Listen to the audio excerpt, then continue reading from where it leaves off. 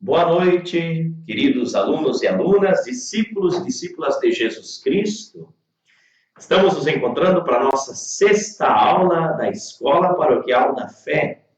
Espero que vocês estejam bem pertinho do material de vocês. Já quero saudar a todo mundo que está na nossa sala. E aviso de antemão, a nossa aula hoje já está gravada, então não está sendo ao vivo, tanto que já vou solicitar para vocês que as dúvidas, as perguntas que vão surgindo, vocês coloquem aí no Facebook, para nós podermos começar a aula seguinte, a aula número 7, com as dúvidas desta aula de hoje. Porque convido até de estarmos em sintonia com a novena da Paróquia Nossa Senhora do Rosário de Teutônia, onde hoje estamos celebrando a preparação do dia de Nossa Senhora do Rosário, que é amanhã, dia 7. Então, estarei lá junto com a comunidade celebrando este momento. E aqui nós vamos avançando nas notas essenciais do nosso credo. Tudo aquilo que cremos na nossa fé cristã, nós cremos por causa de Jesus Cristo. A nossa revelação está fundamentada em Jesus Cristo. Então, agora, estudando especialmente a pessoa de Jesus Cristo, que nós começamos na aula passada. E hoje nós queremos nos aprofundar mais, olhando especialmente a realidade da paixão, morte e ressurreição. E vamos incluir junto ainda a ascensão de nosso Senhor. Nós vamos olhar para estes fundamentos. E também, no fim da aula, ainda vamos navegar no mistério do Espírito Santo, para desta forma completar o creio em Deus, Pai, Filho e Espírito Santo. Desta forma, nós vamos preparando o nosso estudo para olharmos para a Igreja na aula 7. E para falar da importância que tem este nosso estudo nessas duas próximas aulas, eu gostaria de recordar o que citava um querido amigo meu, que vocês conheceram ano passado aqui na novena de Santo Antônio, o padre Eduardo de Lázari. Quando estava como seminarista iniciando os estudos de teologia, ele disse: Neymar, tudo depende de como a gente vê Cristo e a Igreja. A maneira como tu enxergas a Cristo e a Igreja vai também revelar como é que vai ser o teu posicionamento como igreja perante a realidade dada. O teu jeito de ver Jesus Cristo, de compreender a pessoa de Jesus Cristo, de entender o que é a igreja e como ela vive, como ela funciona, para que ela serve, é que vai construir todo o teu jeito de viver a fé e de te posicionar como uma pessoa de fé neste mundo. Então, gente, é essencial que nós vamos estudar agora. Cristo e a igreja. Cristo estudamos na aula 5 e hoje vamos mergulhar no mistério da salvação. E aí, semana que vem, como consequência do nosso encontro com Jesus Cristo, nós vamos olhar para a sua amada igreja. A igreja de Jesus Cristo. Não esqueçam de curtir, de marcar a presença que nós estamos acompanhando. Nós queremos saber quem está participando das aulas. Não esqueça de colocar lá: estou assistindo, estou participando. É muito importante para nós podermos ter a nossa chamada, para depois podermos também dar o diploma, conferir o certificado a quem participa fielmente da nossa aula. Invocamos o Espírito Santo sobre nós, para que possamos, na sua presença, acolher tudo aquilo que vamos meditar neste momento de formação, mas também de espiritualidade, de oração. Vinde, Espírito Santo, enchei os corações dos vossos fiéis e acendei neles o fogo do vosso amor. Enviai o vosso Espírito e tudo será criado, e renovareis a face da terra. Oremos. Deus, que instruístes os corações dos nossos fiéis com a luz do Espírito Santo, fazei que apreciemos retamente todas as coisas segundo o mesmo Espírito, e gozemos sempre de sua consolação, por Cristo, Senhor nosso. Amém. Boa aula a todos. Tomemos o nosso livro, Yucat, página 64, número 94. É dali que nós vamos partir o nosso estudo de hoje. Número 94. E a pergunta inicial, para nós olharmos para a realidade da paixão, morte e ressurreição de Jesus, como nós professamos no Creio. Na aula 5 nós estudamos: creio em Jesus Cristo, seu único Filho, nosso Senhor, que nasceu da Virgem Maria. Hoje nós vamos estudar: padeceu e foi sepultado, ressuscitou dos mortos e subiu aos céus, de onde está sentado à direita de Deus Pai Todo-Poderoso e de onde há de vir a julgar os vivos e os mortos. Creio no Espírito Santo. Este é o tema que nós vamos estudar e mergulhar para podermos professar com mais vontade. Jesus sabia que ia morrer quando entrou em Jerusalém? Aqui vem a questão da onisciência de Jesus. Muitas vezes nós colocamos 3 notas em Deus. Deus é onipotente, todo-poderoso. Onisciente, tudo sabe. Onipresente, está em todo lugar. Então, quando nós fazemos a pergunta, Jesus sabia que ia morrer quando entrou em Jerusalém? Nós temos que responder que sim. As próprias Escrituras nos dizem que por 3 vezes Jesus anunciou aos seus discípulos o que estava por vir. Ele sabia que vinha pela frente, pela sua postura, e por não poder abrir mão da sua missão que ele tinha de anunciar a verdade e a vontade de Deus para este mundo, que ele ia sofrer a reação dos poderes deste mundo, especialmente dos poderes que não estão pautados no seguimento a Deus. Por isso, Jesus anuncia 3 vezes aos discípulos, segundo o Evangelho de São Lucas, que ele vai morrer, vai padecer e vai morrer. Inclusive, como nós estudamos na última aula, no último ponto, a própria transfiguração é um momento de preparação dos discípulos, para que eles possam, ao contemplar o céu, caminhar com Cristo e compreender também o mistério da cruz, o mistério da morte, que Jesus tinha que abraçar pelo desígnio de Deus.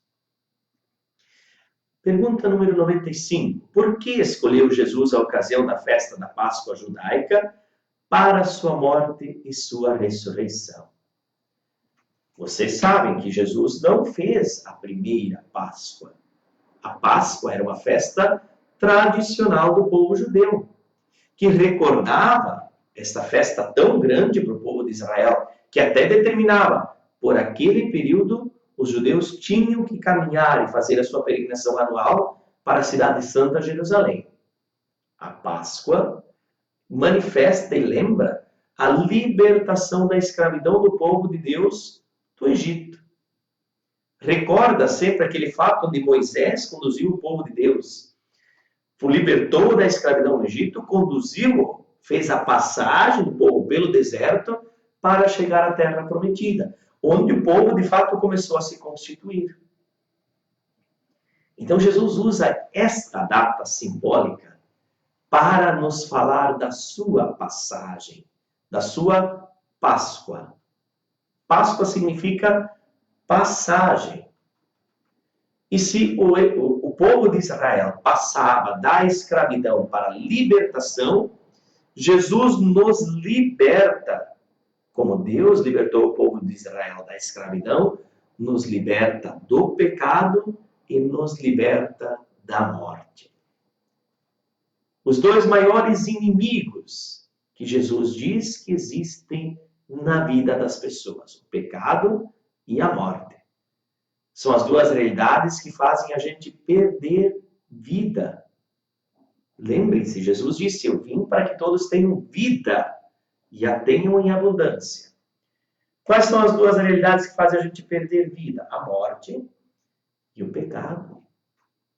O pecado faz a gente perder vida. E por isso a Páscoa de Jesus é escolhida por Jesus a data para viver a sua Páscoa neste período. É quando ele vai se apresentando em Jerusalém. Não porque procura a morte, mas porque procura revelar os desígnios de Deus, que quer ver toda a humanidade passando destas realidades que este mundo apresenta, para a vida nova, a vida em Deus, a vida em Cristo. Por isso, Jesus escolhe a Páscoa judaica, pelo grande símbolo que essa Páscoa judaica explica e por aquilo que Jesus quer ser na vida de todos os seus seguidores. Páscoa é festa de libertação. Libertação do mal, libertação do pecado e da morte. E agora nós temos que olhar para a realidade da morte. No número 96, nós nos perguntamos: por que tem que morrer na cruz um homem de paz como Jesus? Isso está certo? Uma pessoa de paz, que nem o próprio Filho de Deus, ele não deveria poder viver na glória sem passar por isto? Não é injusto um homem que só faz o bem ter que padecer tão grande mal? Por que aconteceu isso? Vamos ler ali nas letras grifadas para entendermos, porque agora nós vamos num mistério profundo de fé. Jesus colocou os seus contemporâneos perante uma questão decisiva. Gente, vamos frisar agora, que isso é importante para nós também. Ou Jesus agia com total poder divino, ou ele não passava de um vigarista. Um cara que blasfemava, que mentia sobre Deus, ou ainda um fora da lei.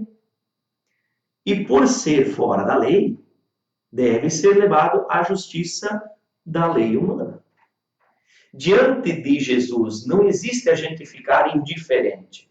Ou nós o consideramos aquilo que ele diz que ele é, ou se não, a nossa atitude humana vai ser a mesma que aqueles judeus tiveram junto com Jesus Cristo.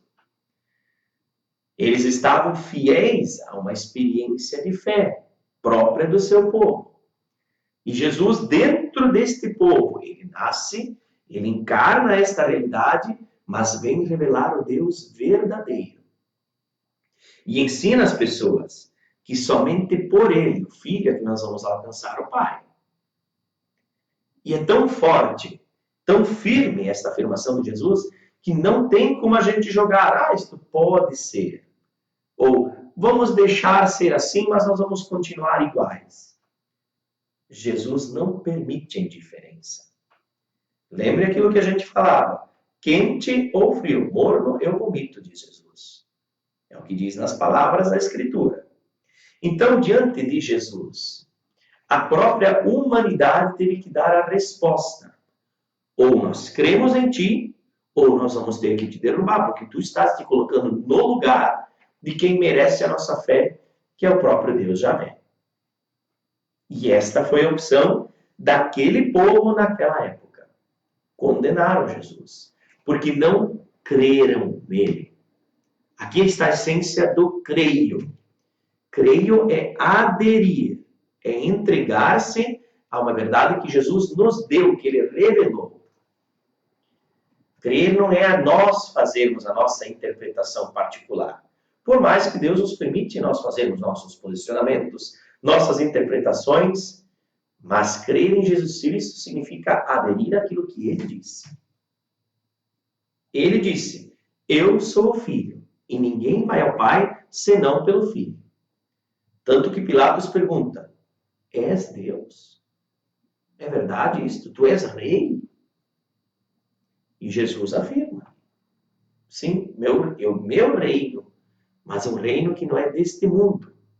Eu vim revelar a Deus.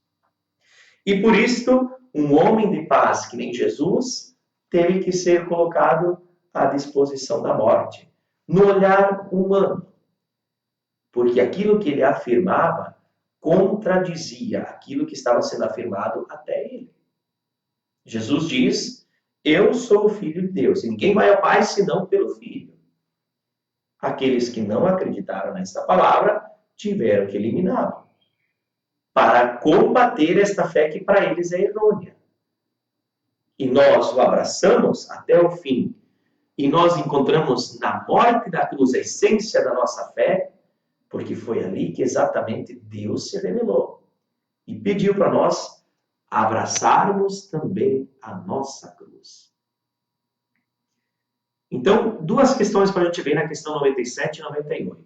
Primeiro, então, quem é culpado da morte de Jesus? Os judeus. Vamos tomar cuidado, que a igreja refletiu muito sabiamente. Inclusive, nós rezamos pelos judeus na celebração de Sexta-feira Santa. Nós rezamos pelos judeus e por todos os povos. Porque nós temos um vínculo essencial pelos judeus que receberam a fé do próprio Deus Javé. E os judeus, como diz aqui bem firmemente no 97, não devem ser coletivamente culpados pela morte de Jesus. O que a igreja confessa com firmeza é, pelo contrário, a cumplicidade de todos os pecadores na morte de Jesus. Jesus, na sua morte, abraça o pecado de todos os pecadores. Não só daqueles que o induziram à morte. E a gente pode dizer assim, mas eu não tenho culpa. Toda vez que nós pecamos, nós também estamos colocando Jesus na cruz. Porque pecar é contradizer o mistério do amor revelado na pessoa de Jesus Cristo. Isto é pecado. O pecado existe. Ele constantemente acontece na vida dos seguidores e dos não seguidores. Madre Teresa de Calcutá, eu gosto de lembrar, uma grande santa do século XX, dizia que os maiores santos do mundo pecam 7 vezes por dia. Eu fico pensando, e eu então? Como é que será que eu estou nessa situação? Então, toda vez que eu peco em solidariedade também com aquelas pessoas. Eu também estou colocando Jesus na cruz. E eu também estou dizendo perante este mundo, eu não estou dando bola para aquilo que Jesus diz. Eu também estou negando o seu projeto de amor, toda vez que eu peco. Por isso, cuidado para a gente não julgar ninguém, porque isto só pertence a Deus. Até, inclusive, aqui nós recordamos, não julgar os judeus, né? Não julgar os outros povos, porque nós não sabemos as motivações, como é que era a situação naquela época, não nos cabe julgar. Mas reconhecer que todas as vezes que pecamos, que negamos o projeto de Deus na pessoa de Jesus Cristo, nós também colocamos Jesus na cruz. Nós também o fazemos padecer. E olhando para a mesma realidade da cruz, era preciso fazer a pergunta cabal. Deus quis a morte de Jesus? Deus quis a morte do seu próprio filho? Nós já conversamos sobre isso em outra aula, que nós chamamos até da feliz culpa.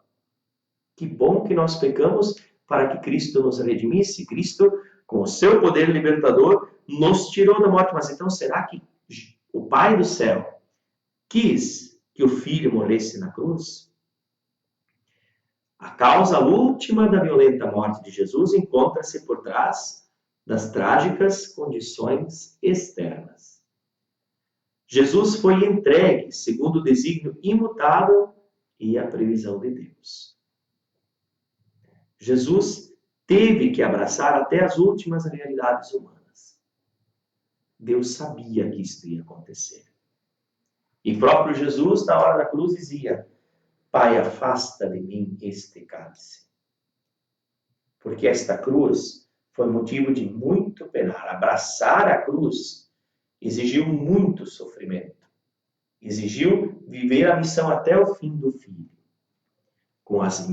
Abraçando as tentações, que muitas vezes nós nos colocamos, Jesus também as viveu, como nós olhamos na aula passada. Mas era o desígnio de salvação, que Jesus, na cruz, pudesse abraçar a nossa vida e toda a nossa realidade. Para nos salvar da morte, Deus entregou-se a uma missão perigosa.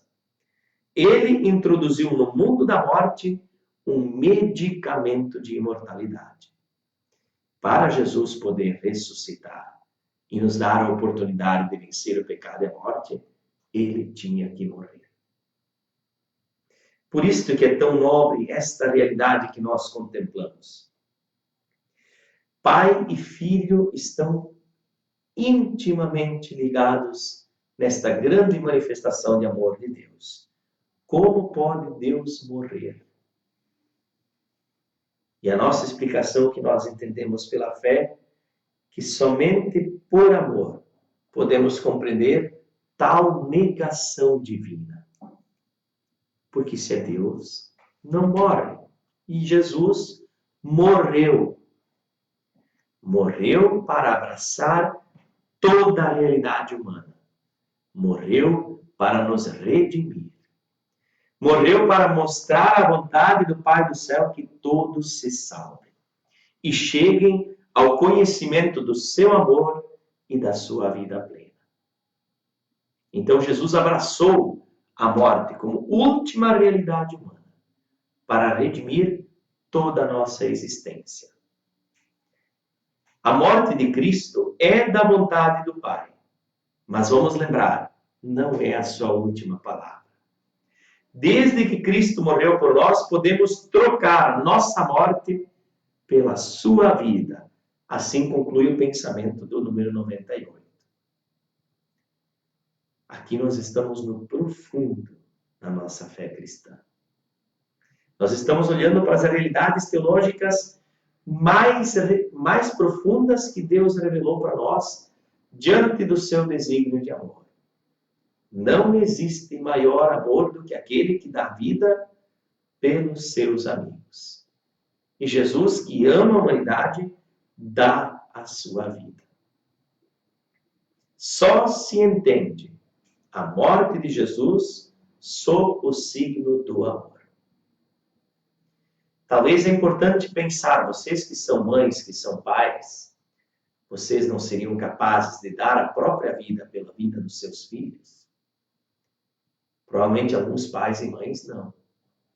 Mas pais e mães que amam intensamente os seus filhos são capazes de loucuras por amor.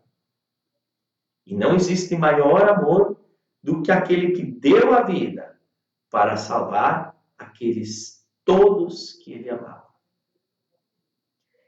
Gente, se vocês podem grifar esse número 98, ali nós vamos encontrar, para vocês que dão catequese, para vocês que às vezes têm que dar uma orientação firme na fé, uma resposta de como a nossa fé é paradoxal com a realidade deste mundo. Porque nesse mundo parece que cada um tem que cuidar de si, Deus por todos. E aqui nós entendemos o que é o Deus por todos. Quando Jesus não pensou apenas em si. Deus por todos significa eu por todos. E Jesus fez assim.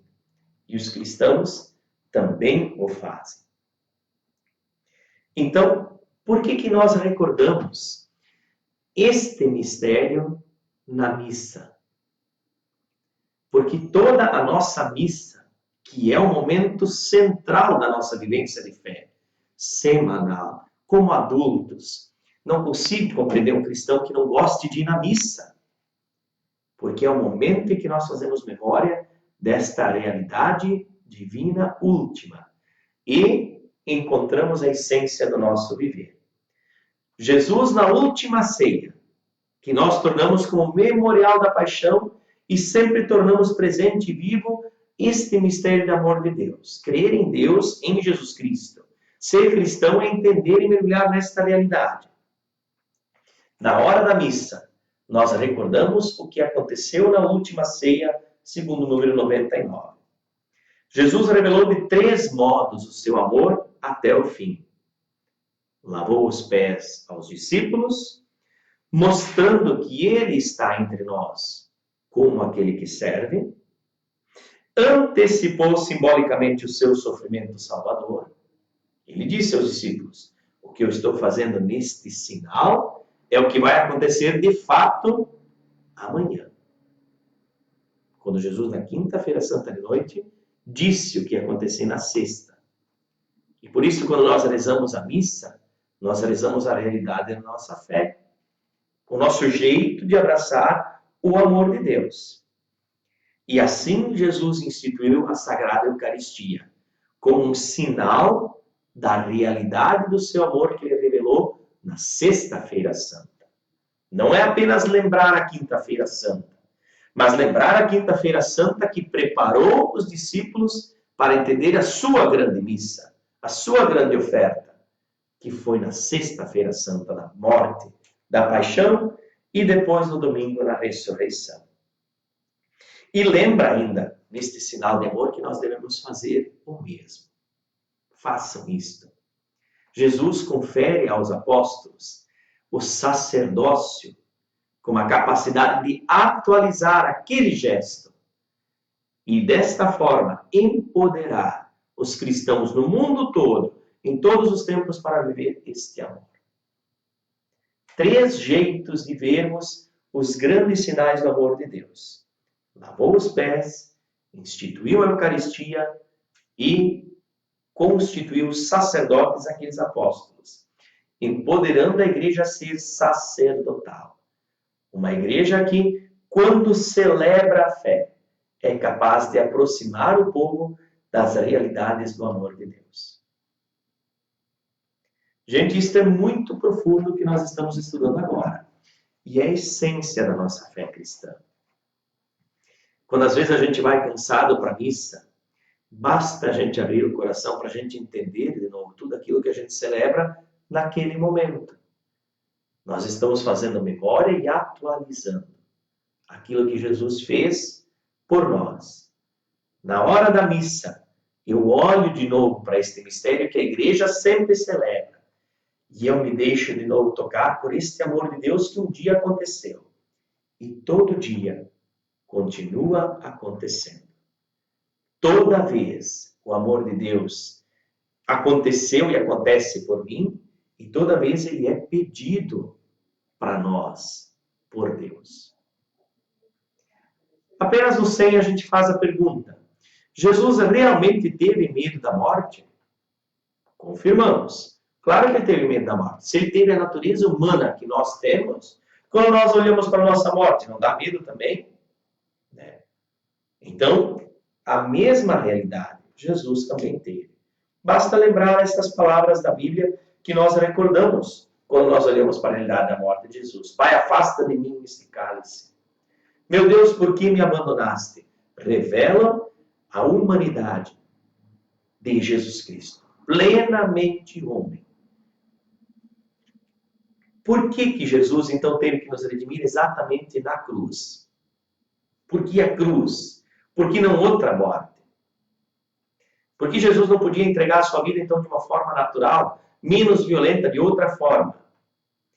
Porque a cruz, veja na segunda linha do número 101, é o lugar do mais extremo rebaixamento e abandono. Gente, a partir da cruz, ninguém mais pode dizer neste mundo: Deus não sabe o que eu sofro. Porque Jesus abraçou o maior sofrimento e abandono da realidade humana. Neste mundo, ninguém pode dizer: Deus não sabe o que eu sinto. Deus não sabe o que eu estou passando. Jesus passou o pior crime. Passou a pior das situações. O maior abandono. O maior desprezo de humanidade. Ele sentiu na própria carne e abraçou. E no número 102, a pergunta que nós já levantamos antes. Como podemos também nós assumir o sofrimento da nossa vida? Tomando a cruz sobre nós e seguindo Jesus. Como ele pediu, quem quiser seguir a mim mesmo, tome a sua cruz, renuncie a si mesmo e me siga. Como é que eu faço isso? Eu quero sofrer. Quer dizer, então, que seguir Jesus Cristo é querer sofrer? O número 102 responde bem firmemente. Os cristãos não devem procurar o sofrimento. Nós não desejamos o sofrimento. Nós não procuramos sofrer. Tem gente que tem até esta doença. Vocês conhecem isso, né? Tem gente que gosta de sofrer. Tem gente que gosta de estar doente. Que precisa estar tomando comprimidos direto. Isso é uma doença. Que às vezes se instala na cabeça. É um transtorno. Alguns é uma mania. A gente chama de vitimismo. Mas alguns se tornam doentes a ponto de querer sofrer e sempre precisar estar se medicando. Parece que se sentem bem ao sofrer, mas isto não é cristão, gente. O cristão não procura o sofrimento. Agora, confrontados com os sofrimentos inevitáveis da vida, os sofrimentos da nossa vida não são sempre culpa nossa. Nesta vida humana, cabe na vida de todos o sofrimento. Ninguém passa por esta vida sem sofrer. Com a cruz de Cristo, nós conseguimos, ao colocar as nossas cruzes, os nossos sofrimentos na cruz de Cristo, encontrar sentido neles. Dar um sentido para eles. Quero que fique bem compreendido, gente. Nós não desejamos o sofrimento, nós não procuramos sofrer, mas tem aqueles sofrimentos inevitáveis que a gente entende e encontra sentido porque a gente está ligado à cruz de Cristo. Abraçar a cruz é encontrar o sentido de sofrer, especialmente se é por amar, se é por desejar o bem para as pessoas. Como Jesus até diz na bem-aventurança, felizes aqueles que são perseguidos por causa do meu nome. Estejam felizes. Vocês vão entender esse sofrimento, porque isto é caminho de salvação. Gostaria de chamar a atenção para a frase que está lá no topo da página 68. Os cristãos têm a missão de mitigar o sofrimento no mundo, quer dizer, diminuir. Este é o nosso trabalho como cristãos. Onde existe alguém sofrendo, ali a gente se sente chamado por Deus para trabalhar, para libertar as pessoas. Foi o que Jesus fez. A gente sabe que ele vai continuar existindo. A realidade do sofrimento, nós não temos como terminar neste mundo. Neste mundo vai se sofrer. Mas também, pela nossa fé, nós podemos nos aproximar de quem sofre, partilhar desse sofrimento e aliviar. Eu gosto muito de recordar que existe uma expressão do nosso povo alemão aqui das comunidades, quando vai para o sepultamento, ao saudar as pessoas enlutadas, a gente diz Herzlich Beileid, que significa, traduzindo, de coração eu sofro contigo. É uma expressão muito bonita. Quando diz assim, deixa eu partilhar um pouquinho desse teu sofrimento. Bota um pouquinho da carga da tua cruz em mim. Eu quero te ajudar a tornar o teu sofrimento um pouco menor. Eu não tenho como tirar o sofrimento de quem está enlutado. Mas a minha presença no sepultamento, ela pode aliviar quem naquele momento está se despedindo de uma pessoa que lhe é muito importante. Eu estar do lado de alguém no leito, quando está padecendo uma doença grave, ou até preparando a sua morte, eu posso, pela minha presença, mitigar o sofrimento desta pessoa. Eu vou estar fazendo exatamente o que Jesus e a Santa Igreja esperam de nós. Eu vou estar levando o Cristo para as pessoas. Isto é abraçar a cruz, não só da gente, mas também a cruz do mundo. Este tema aqui é profundamente espiritual. Nós estamos olhando para as realidades espirituais mais profundas da nossa fé. Muito bonito esse tema que estamos estudando. Gente, tem gente que até duvida que Jesus exatamente morreu na cruz. Ele apenas deve ter encenado aquele momento. Tem até filmes que contam da última tentação de Cristo. É um livro interessante, é um pouco chocante. O livro, depois o filme também, de Nikos Kazantzakis, onde ele diz, no fundo, que Jesus teve a tentação de que, na hora da cruz, assim como aconteceu com Abraão e com Isaac, chegasse o momento que um anjo dissesse, você pode descer da cruz agora, tu já mostraste que tu amas a Deus até o fim. Agora pronto, morrer tu não precisa. Não, Jesus morreu exatamente como diz o número 103. É verdadeira a morte de Jesus, não é uma encenação. Não é aparente. Jesus morreu realmente na cruz. O seu corpo foi sepultado. E isto é testemunhado por todas as fontes da época. Pode alguém, então, ser cristão sem crer na ressurreição? Não. Porque quando a gente diz que a gente é cristão, nós não somos apenas seguidores de um modelo humano de ser, que seria Jesus Cristo. Ser cristão significa seguir o homem Deus Jesus Cristo. Ser cristão é reconhecer em Cristo, em Jesus, o Cristo, o Salvador, o Deus encarnado que nos salvou. Se a gente não crer na ressurreição, como diz São Paulo, a nossa pregação é inútil e também inútil é a nossa fé. Veja na primeira carta de Coríntios. E como chegaram os discípulos a crer, a compreender, a ter fé na ressurreição de Jesus? Vamos lembrar que com a morte de Jesus, os discípulos perderam toda esperança. Porque eles construíram uma esperança apenas do mundo em Jesus Cristo. Eles criam que Jesus tivesse vindo ao mundo para restaurar o povo de Israel. Mas com a sua morte morreu a esperança. E aí, na ressurreição, com diversos fatos, aparições, experiências com esse Cristo ressuscitado, eles compreenderam esta nova realidade divina que Jesus revelou. Os discípulos, os apóstolos, experimentaram o Cristo vivo. Os acontecimentos pascais que tiveram lugar em Jerusalém por volta do ano 30 não são uma invenção. Porque os discípulos tinham uma outra expectativa com Jesus.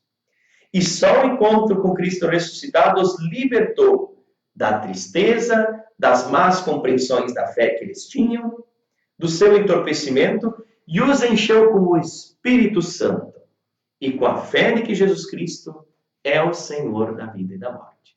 Se não tivessem feito a experiência da ressurreição de Jesus, eles não teriam mudado tanto de vida, mudado tanto de expectativas e entregado integralmente a sua vida como eles entregaram.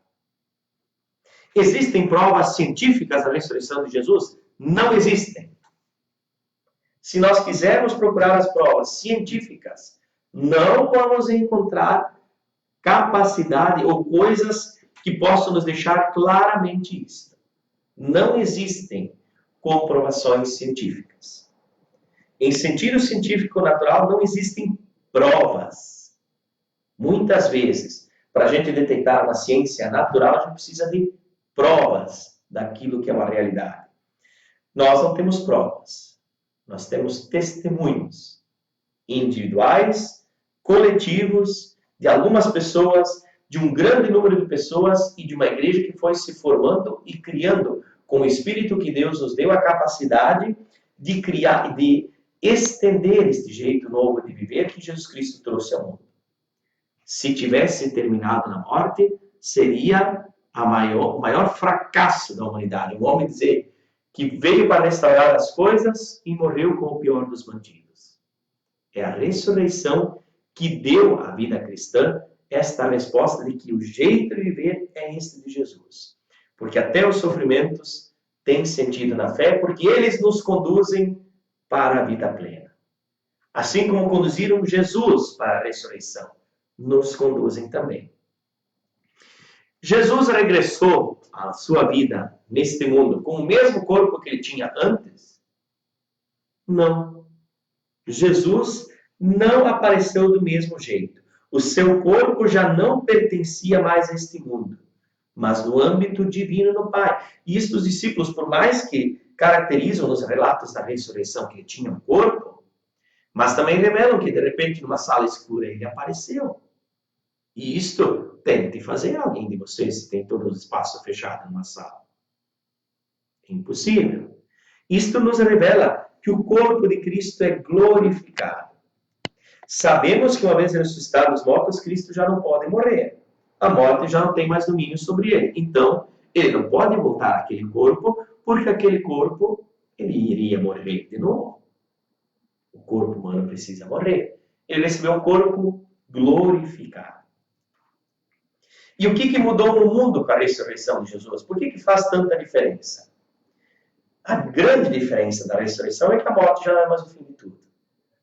E isto dá ao mundo, isso dá para o coração de quem crê em Jesus Cristo, esses dois sentimentos que é a coisa mais linda que existe na vida de uma pessoa: alegria e esperança. Estes dois sentimentos vivem na profundidade quem crê na ressurreição. Por isso que não tem festa mais bonita para a gente celebrar do que a Páscoa. Muitos de vocês fizeram a experiência de nós rezarmos juntos a vigília pascal no sábado de noite. Que coisa de louco a gente sair daquela missa de Páscoa. Como é que a gente se sente quando está mergulhado naquele mistério que a gente celebra? É incrível. Muitas pessoas conseguem viver a mesma experiência de fé nas missas dominicais. Por mais que às vezes a palavra nos oriente alguns momentos, às vezes duros, de reflexão, de ajeitarmos a nossa vida, de nos convertermos, mas a certeza de nos encontrar como o ressuscitado, de quem venceu a morte, de quem venceu o pecado, nos faz olhar para a nossa vida que aponta para o mesmo caminho, cheios de alegria e de esperança. E agora vamos olhar para o que vem no nosso futuro. O que significa dizer que Jesus subiu ao céu? Com Jesus, um de nós chegou a Deus e lá permanece para sempre. E com isto, Jesus não está mais visível na terra, porque ele está agora na presença de Deus. Embora esteja presente e sempre disponível. Então, do céu, como nós professamos no creio, Jesus é o Senhor de todo o universo. Jesus Cristo é o Senhor da terra e dos céus. Ele está sobre nós como o único que merece que a gente se ajoelhe. Porque desta forma, como ele mostrou o seu caminho, ele vem nos dizer que este é o jeito de viver no mundo e que também este é o jeito que nós vamos viver com ele, na plenitude. Logo, nós podemos pensar sobre a realidade do fim do mundo, porque no creio nós vamos professar isto. Né? E aqui nós vamos olhar para a realidade da parousia. Veja o que significa parousia. Na página 72, no quadro à esquerda. Significa o regresso de Cristo para o julgamento final. Os textos da Sagrada Escritura dizem que o fim deste mundo, quando acontecer, vai ser precedido de catástrofes, hecatombes, situações incríveis, terríveis. Morrer-se-á de pavor na expectativa de que vai suceder ao universo. Até as forças celestes serão abaladas. Mas também, quando essas coisas começarem a acontecer, erguei-vos e levantai a cabeça, porque a vossa libertação está próxima, porque Cristo vai vir na sua glória para nos encontrar. No fim do mundo, o que vai acontecer? Cristo virá para todos visivelmente. Não mais na simplicidade, como um dia ele veio na gruta de Belém. Ele vai vir na sua glória. E aí vai julgar e restaurar todas as coisas deste mundo. Com a vinda de Cristo haverá, como diz o Apocalipse, um novo céu e uma nova terra. Ele enxugará todas as lágrimas dos seus olhos, nunca mais haverá morte, nem luto, nem gemidos, nem dor, porque o mundo antigo desapareceu. No fim do mundo, este mundo vai terminar, gente. Não é só para cada um, na sua morte. Mas ele vai terminar. Este mundo aqui tem um limite, ele não é infinito. E no fim do mundo, Cristo virá na sua glória. E ele virá para julgar, e ele virá para restaurar, criar novo céu e nova terra. E como Cristo vai julgar este mundo? Porque o julgamento, gente, vou lembrar, como a gente já disse nessas aulas, só pertence a Jesus Cristo. Como ele vai fazer isso? Ele já disse. O critério dele é o amor. Diante de nós vai passar toda a nossa vida. Os nossos pensamentos, as palavras, os atos, as omissões. E tudo vai ser julgado sob o critério do amor. Porque este é o mandamento essencial de Jesus. Se ele diz que a gente deve viver para amar, este vai ser o critério para ele julgar todas as realidades deste mundo. Por isso, cabe a gente sempre dizer, gente, não deixa faltar amor na tua vida. olha para Deus e o ama. Olha para as pessoas que estão ao teu lado. Deixa o teu coração amar. E aí ele vai também salvar e vai ser salvo. Porque Jesus Cristo é o caminho, a verdade e a vida, ficará patente nele o que perante Deus tem consistência ou não. Será na medida da sua vida que ficará descoberto toda a verdade acerca do ser humano, das coisas, dos pensamentos, dos acontecimentos. As pessoas serão julgadas e tudo no mundo será julgado. E o critério é este: o amor. Então, gente, eu sei que é denso esse encontro que nós estamos fazendo e seria legal se a gente pudesse concluir a nossa aula por aqui, mas eu preciso com vocês dar um mergulho ainda sobre a realidade do Espírito Santo. Que depois nós vamos fazer uma ponte na aula 7, porque a igreja é obra do Espírito Santo. Então, quando nós falarmos da igreja, vamos também falar do Espírito Santo. O que significa, olhando para Jesus Cristo, olhando para Deus Pai, também dizer que nós cremos no Espírito Santo. Como nós professamos o creio. Creio no Espírito Santo. Significa adorá-lo da mesma forma como adoramos o Pai e o Filho. Ele tem a mesma natureza divina que o Pai e o Filho. E como é que é este Espírito Santo? É esta força que é derramada sobre a igreja quando Jesus a potencializa para espalhar a realidade. O Espírito Santo é o Deus que inabita em nós, que empodera a igreja e faz a gente se sentir dentro da realidade divina. Com o Espírito Santo que a igreja recebeu, que os discípulos receberam, eles fizeram a experiência de uma profunda segurança e alegria na fé. E ainda obtiveram determinados carismas, como profetizar, curar, fazer milagres, coisas que sem o Espírito Santo a gente não é capaz de fazer. Então, gente, o Espírito Santo na vida de Jesus Cristo foi aquele que mostrava, revelava às pessoas que aquilo que ele estava fazendo era divino, era de Deus. Foi o Espírito Santo que chamou Jesus à vida terrena no ventre da Virgem Maria, que o atestou como filho amado no batizado, que o conduziu, que o ajudou a enfrentar as tentações, que na cruz foi expirado.